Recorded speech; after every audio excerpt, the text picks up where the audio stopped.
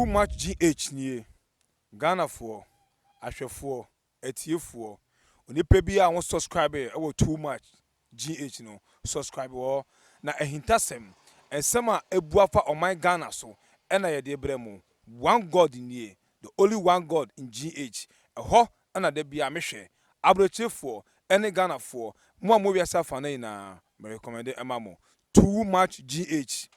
Me ma obi bia akwaba back to my GH so na me mama official pa na me ayadom 2022 abeto yen that's what to nkwam moja wedi mo afusane na aseda ese ewrade ebusuafo ene amuti eyemunua pa na ama owusu na ensem bia beka yensa no tese huhia pa se de besomunti na wotemini ntite wote o mame emfa emmom ye emfa mbomwe na ebusuafo ensem nya enese Sofopeni awada Prophetic Hill Chapel ano metwe Prophet Nigel Gaisie one nsem kekan bi mono we Honorable Kennedy Agyapong ano efa ni radio interview koye abode etremu de no poten ewo abrochi memwa na speculations ebi mu wo manga ne hu se wo yare stroke ns wo bubu egudem ne de kekan we ba afi etwemu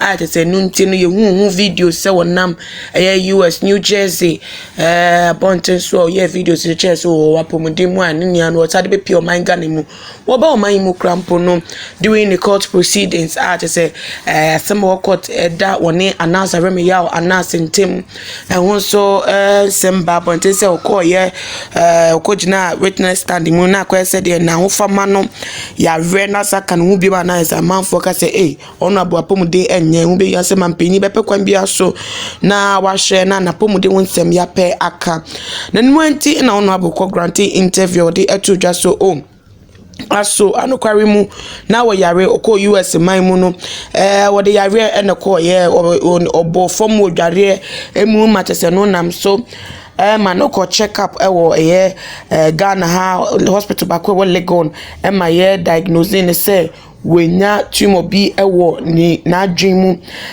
tese ntempa so hwe so edit kwa brochi memu so kwakohwe no apen wa asemaka brochi mu ono so no ye pan timu ne brain surgery I know and say ye ne yare ensema yetete ho bi popo ye ewo omayi mu na wo this ensem ne tu dwawie no ka say enye Prophet Nigel Gaisie mpa ye bi na ye ne bibie ana say nsema Prophet Nigel Gaisie ne nam amansante tenso keka na wonyina so bi sanse ono wo da so gina do dina say Prophet Nigel Gaisie no nyame bia mfrɛ no enye ne nyame mfrɛ no enye ochene bi ne nyame mfrɛ no nyame mfrɛ ne da wonye odifo wo ya trodifo ne wo bo amanfo epo etina se sa ensem wo ya okeka ye no eno na tese anam so ama Prophet Nigel Gaisie so abeyi na no se enye de obehunie Prophet Nigel Gaisie so aba beka enwo kasa kwan mu se ono bu kere Japan enye de obehu de chensa no no akwa te se wo ye kraman bia se ba ne se abanye wote so no se womope krama bi ndo wapo na te se waye dede kakra de mama na so no eno obeso ntikasa kwan wo eno kan ba ye se kutie wo enim ni rapa te no na te se amanfo de adwane no mo se dabi ono bukene Japan na eno ne na kasa na me ma extract of the oka ya amanfo se ono bukene Japan eno de no ene se when they are confused they send their dog to attack men of God. You that dog, we have buried you in spirit, spiritually and physically. We have buried you, and God will deal with you.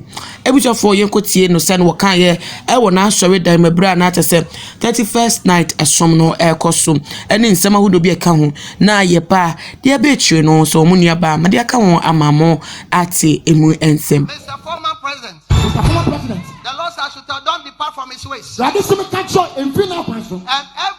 who is being repressed by the systems of today, be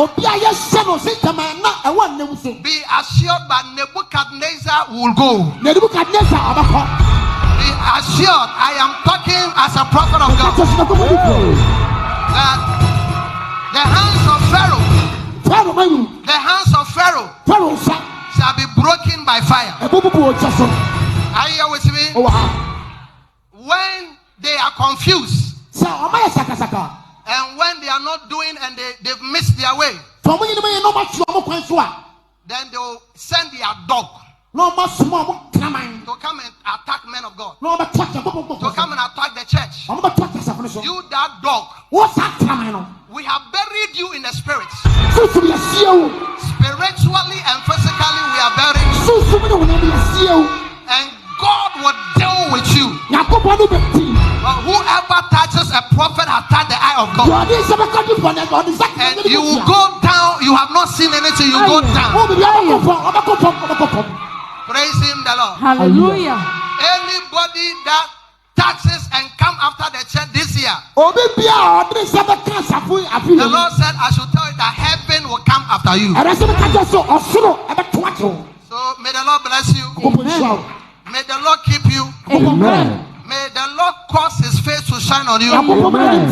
May every evil agenda concerning your life, may it be broken by fire. Amen. I bless your head. I receive it. I bless your feet. I receive it. I bless your hands. I receive it. May you live long. Amen. May you live long. Amen. May you live long. Amen. To witness Amen. a better government to come, Amen. a better system to come. Amen. Shout a better amen. Amen. Prophecy for the year 2022.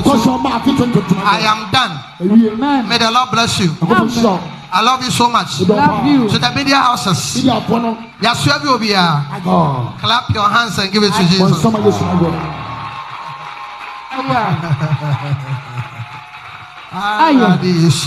Are you here with me? Yes, Papa. See, I said, come now. Yes, sir. Yes, sir, come near. Yes, sir. Okay, yes, sir, come near. Papa, yes, sir. Bound Samba Yehovah. Ah. See, Mammy, some few minutes, I mean, son, come. Namislam. Amen. Elders, my son, come. Church, my son, come. Ah. Amen. Amen. May the Lord bless you. Amen. Yeah, Dede my Yehovah. God bless you. God bless you. Praise him, the Lord. Hallelujah. Any nation that comes after prophets, that nation comes under curse from God. Now, who be una? Who see and catch us? So now be who? What you won't because make catch or make break yama. Now, what you want now? Yes, some come na emasem. Emasem. David. Kasa chia. Chia. Mom, we more TV so radio so baby I'm saying Nyamislam. Amen. And come sano nearby no more funny sir. Amen. And tell me the enemy best scapegoat. My son come now we. Aya. Bonsama Yehovah. The prophetic titans. My young empire, you know, Niampong. Lift up your two hands. We are going to take dominion of the year. Dominion of the year. Dominion. Ni be masan kom no. Pa. Me say me bo bidin. Dabi. Police ba ebeteme. See ade ede oma soma krofo say omo nkore me fie me san kom wie pa omo beche me. Say oman authority anyame nkrofo. Oman authority where your friend is Rollins ame PNC cry anyasa. Am I communication? Yes, Papa. Now, almost say pen a police for no almost one back of frame. Now, Papa, ya suma say, you go here on this suffer, salary for fear, suffer also been pay. Now, many few met a song, or have me a brasro, or have me a praise him the Lord. Hallelujah. Now, Sakwa way, say, yeah, or did tax no, yeah, man.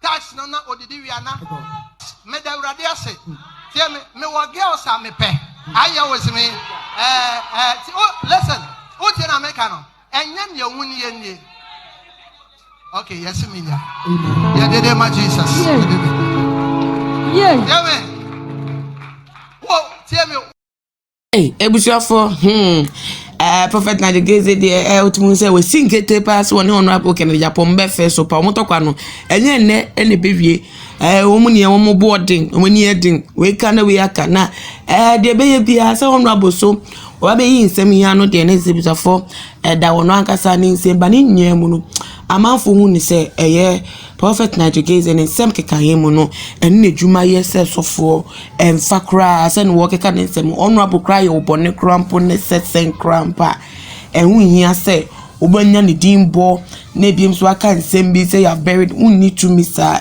nyame ena tumi nia wo na nyame pe en wo ye enti say wo say wo your sofo your difo na say wo gina we die emu keka nsem bi say na say wa mu no when who juma so bi so say the send asem ne tenesa enetie honorable so ye be man na ne boarding so a ono so enyine yie san say nyame nipa enu obi so a ono de ono so nam ne wiase mu munya ntokwa nyame nkwa enenim de besi ewo mu ntemti so mum nyimi enu nya mema no mo board no betime gina brane de akode a ene obi asem wo mu Prophet Nigel Gaisie asem wo mu ogun enum ase ono abuso asem wo mu ono abuso eso opega na ye enti omu ne omo fa mfe so de be di nkunim no na nkunim de no akọ ete amanti ne se busafo de course so ewo ye ono abafa ncheche mu de ba ye nya ye Prophet Nigel Gaisie kasetia na anam so mana be yi na no a na yi me de abesom wo so tie ye wa adwenkyere efa ho enesen maye hu ewe comment section wo na share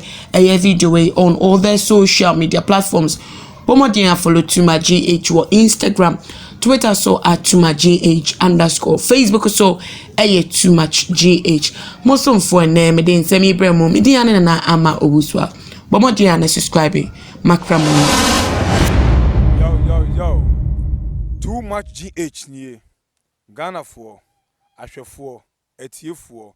Onipa bi a won subscribe e too much GH no subscribe wo na ehintasem ensema ebuafa on my Ghana so ena ye de bremu one God in ye the only one God in GH eho ena de bia mehwe abrochefo ene Ghana for mo wiasa fa na ina me recommend emamo too much GH.